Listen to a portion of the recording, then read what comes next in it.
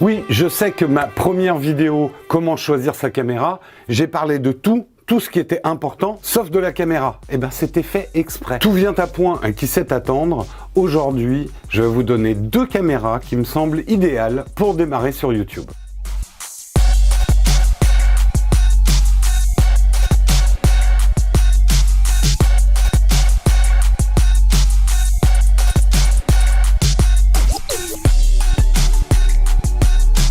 Choisir sa première caméra pour un vidéaste, c'est un choix important. La vidéo va être longue, très longue, et d'ailleurs c'est pour ça que j'ai décidé de la faire en 2 parties. La première partie, elle est très importante parce que justement je vais fixer les critères qui m'ont porté à choisir ces 2 caméras que je vous recommande. Et en fait, à l'idéal, ces critères, ça serait à vous de les fixer. Qu'est-ce que je vais filmer? De quoi ai-je besoin? Quel type de vidéo je veux produire? Bref, mon but, c'est pas de vous amener du poisson, c'est de vous apprendre à pêcher. La deuxième partie, on fera un vrai comparatif de ces 2 caméras pour justement vous aider à choisir entre les 2 laquelle vous conviendrait. Allez, j'arrête de vous faire trépigner, on va tout de suite passer aux 2 caméras que j'ai retenues pour vidéaste débutant début 2019. Ces 2 caméras, c'est le Canon M50 et le Panasonic Lumix G80. Alors, c'est pas des caméras toutes neuves, le M50, il est sorti il y a à peu près 6 mois et le G80, c'est il y a un peu plus de 2 ans. Mais avant qu'on passe aux critères qui m'ont fait retenir ces 2 caméras, on va faire un petit placement de notre partenaire,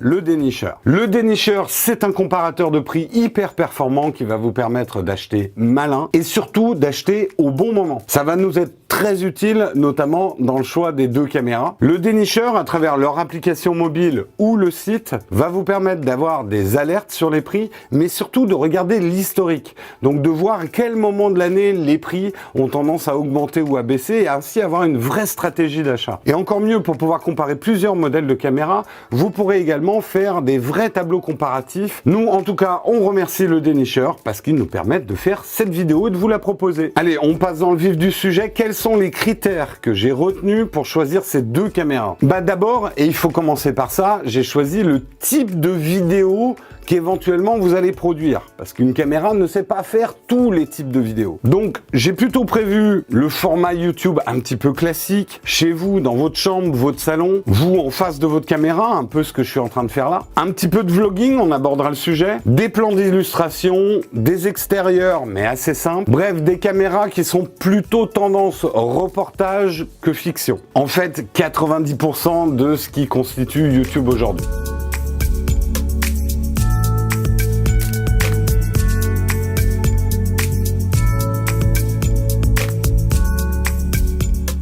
Mon premier critère, c'est bien évidemment le prix. J'ai cherché des boîtiers qui nus valent dans les 500 € ou un peu moins de 500 €. Et je voulais aussi qu'avec des objectifs de kit, on soit à peu près dans les 800 € d'investissement. Mine de rien, le prix, c'est un critère important et c'est pour ça que tout le long de la vidéo, il faudra vous rappeler qu'on est en train de parler de boîtiers à 500 € et pas de boîtiers à 2000 € avant de mettre dans les commentaires « Ah, mais ça fait pas ci, ça fait pas ça ». Le deuxième critère, c'est un critère assez vaste, c'est la qualité d'image. C'est pour ça que dans mes critères, je n'ai pas retenu tout ce qui était caméscope, bridge ou compact expert. Parce que ce que la plupart d'entre vous cherchez, c'est ce qu'on appelle maladroitement le look cinéma. En fait, les faibles profondeur de champ, le flou en arrière-plan. Et pour faire ce type d'image, on a besoin de capteurs assez grands, on a besoin d'optiques photo, et c'est pour ça qu'on tourne avec des appareils photo et pas avec des caméscopes. Également, l'avantage des appareils photo qui filment, c'est qu'avec des objectifs interchangeables, ils sont évolutifs. Mais on reviendra sur ce sujet. Un sous-critère de la qualité d'image, c'était d'avoir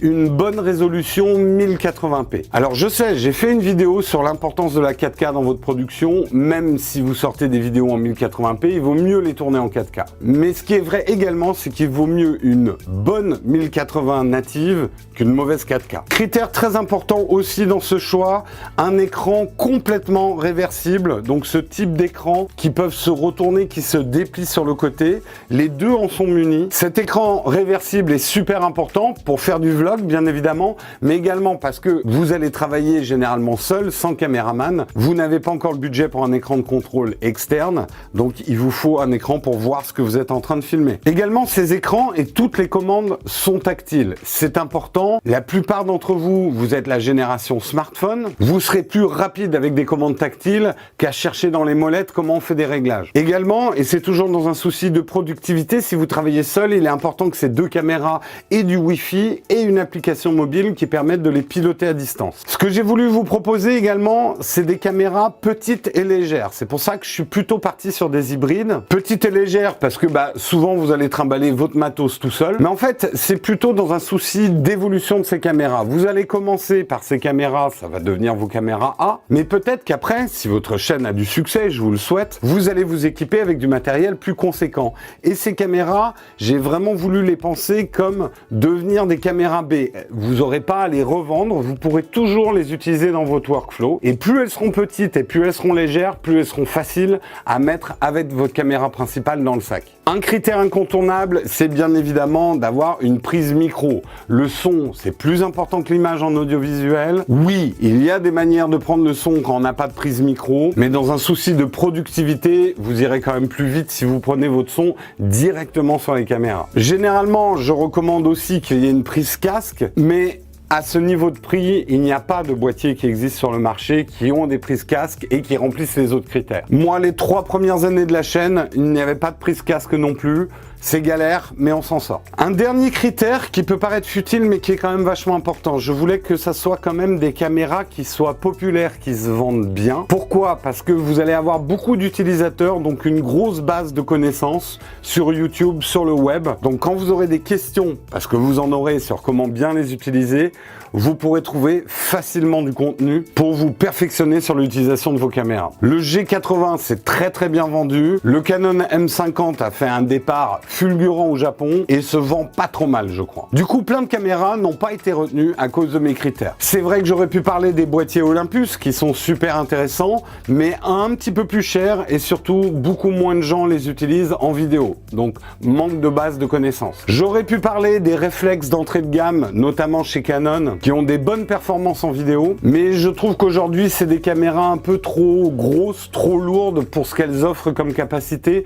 Donc, pas vraiment d'évolutivité. Sony fait aussi des très bonnes caméras en milieu de gamme, mais pas d'écran réversible, pas de commande tactile. Du coup, je les ai pas retenus. Mais là, vous avez compris quelque chose d'important. Je vous ai donné mes critères, mais c'est à vous de définir les vôtres. Si vous avez un caméraman en permanence, votre petit frère esclave qui peut se tenir derrière la caméra, vous n'avez pas besoin d'un écran réversible. Donc ça va ouvrir vos choix. Donc c'est important de faire le travail que moi j'ai fait, définir les critères, d'abord le type de vidéo que vous allez tourner, le type d'image dont vous avez besoin. Pas la peine de prendre une caméra qui a des super performances en basse luminosité si c'est juste pour tourner des pranks en plein jour. Pas la peine de prendre une caméra qui aurait une stabilisation géniale si vous allez toujours l'utiliser sur un trépied.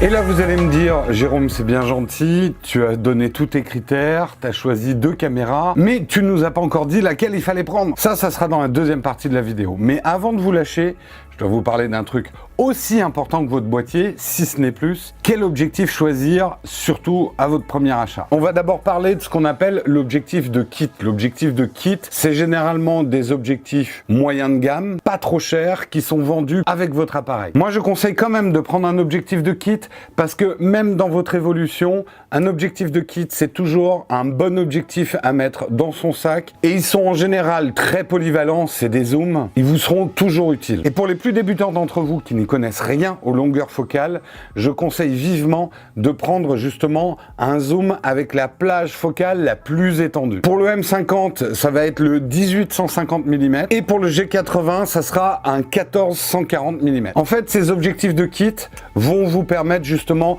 d'explorer les longueurs focales que vous préférez et qui vont le mieux sur votre production. La longueur focale, ça va conditionner énormément de choses dans le rendu de votre image, mais c'est aussi l'adaptation d'adaptation à l'espace où vous filmez. Si vous filmez dans une pièce toute petite, c'est pas la peine de partir sur des objectifs fixes de 200 mm. Si par contre vous filmez beaucoup en extérieur, ça peut être au contraire intéressant de filmer avec des longues focales. Ces objectifs de kit, généralement, ils n'ont pas de très grandes ouvertures. Donc c'est pas avec ces objectifs que vous allez avoir ces fameux bokeh de ouf, ces faibles profondeurs de champ. Donc si vous reste un petit peu de budget, moi je vous propose quand même de prendre une première focale fixe à grande ouverture pour que vous puissiez vous faire plaisir en créant des belles images. On va partir sur des longueurs focales naturelles, celles qui se rapprochent, comme on dit, de la vision humaine. C'est un peu plus compliqué que ça, mais bon. Donc pour le M50, vous pouvez carrément partir par exemple sur le 32 mm f1.4 en monture M. Alors oui, il vaut quand même cher, il est dans les 530 €, mais pour une ouverture de f1.4, c'est un prix assez imbattable. D'une manière générale, retenez ça, hein, plus ça ouvre grand, donc plus le chiffre derrière F est petit, plus ça va vous coûter cher. Pour le G80, ça va être quand même beaucoup moins cher. Vous pouvez commencer par exemple avec le 25 mm f1.7, ou si vous avez plus d'espace chez vous, je vous conseille carrément, moi c'est un de mes objectifs préférés, le 42,5 f1.7 stabilisé, et c'est une tuerie, il est tout petit, il tient dans la poche. Je vais vous mettre de toute façon des liens sous la vidéo pour que vous puissiez choisir. Sachez tout de même que ces deux petits boîtiers peuvent aller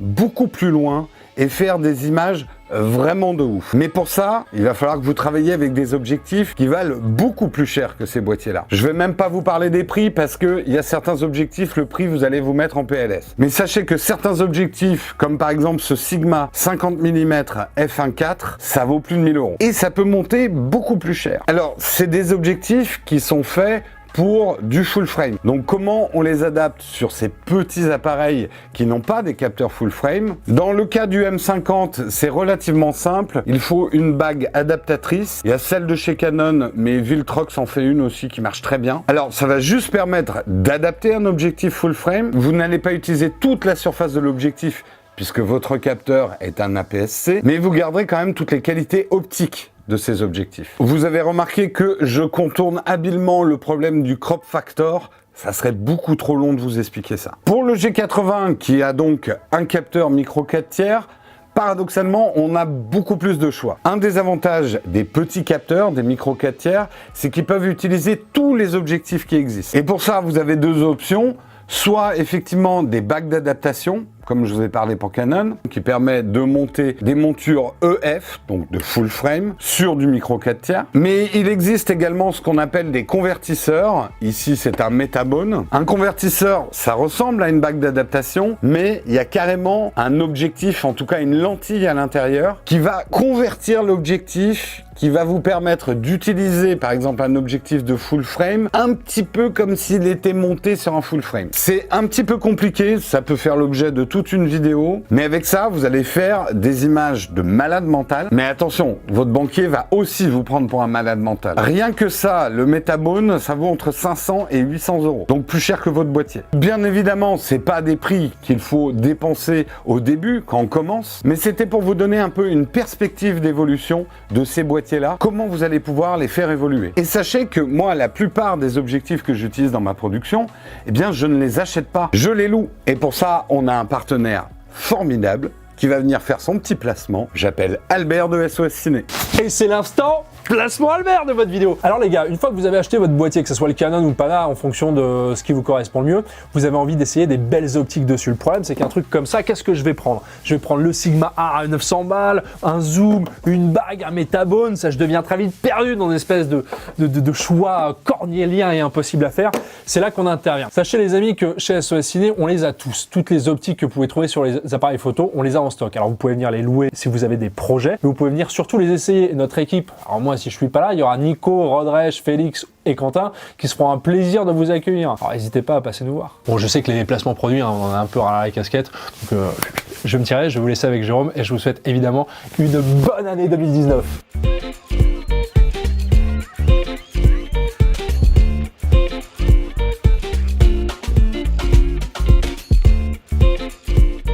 Voilà Voilà, on a terminé cette partie 1. Vous avez compris que c'était très important quand même de définir les critères avant de choisir sa caméra, de penser objectif avant même de penser boîtier. Je sais, certains vont me dire, mais Jérôme, tu n'as absolument rien dit sur la photo. Sachez que ces deux appareils prennent de très bonnes photos. Et c'est tout ce que je vais dire sur la photo, parce qu'on n'a pas le temps de tout dire. On est surtout là pour parler de prod vidéo. Vous débutez, vous voulez faire une chaîne YouTube ou des vidéos d'entreprise de qualité. On va se concentrer sur ce sujet-là. Et maintenant, je vous donne rendez-vous dans la partie 2 de la vidéo. On va comparer le M50 de chez Canon et le G80 de chez Panasonic. En attendant, n'oubliez pas de partager la vidéo autour de vous. Peut-être que dans votre entourage, d'autres personnes se posent des questions sur quelle caméra il leur faut pour faire de meilleures vidéos. Vos pouces, c'est important. Ça permet de mieux référencer la vidéo, donc elle sera vue par plus de monde. Et n'oubliez pas, si vous voulez soutenir la chaîne et nous aider à faire des vidéos comme celle-ci, rendez-vous sur Tipeee, Utip ou YouTube. Et je crois que j'ai rien oublié pour cette première partie.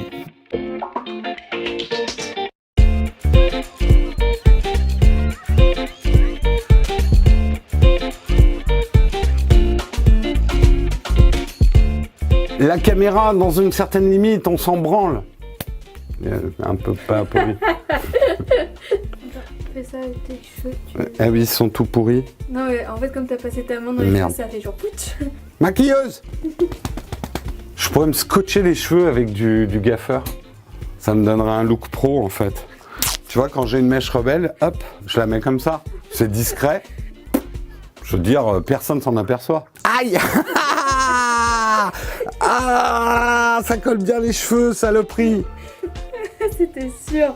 Et j'espère juste que des gens qui lisent sur les lèvres ne verront pas cette séquence parce que sinon ils s'apercevront que je suis en train de dire n'importe quoi. Et comme tout bon vlogueur, en fait, je me regarde comme si je me regardais dans un miroir. Car finalement, le vlog n'est que le reflet de l'âme. Il n'y a que les belles personnes qui ont une belle âme qui peuvent faire du beau vlogging. Les personnes qui ont une moche âme, eh ben, ils font pas du bon vlogging.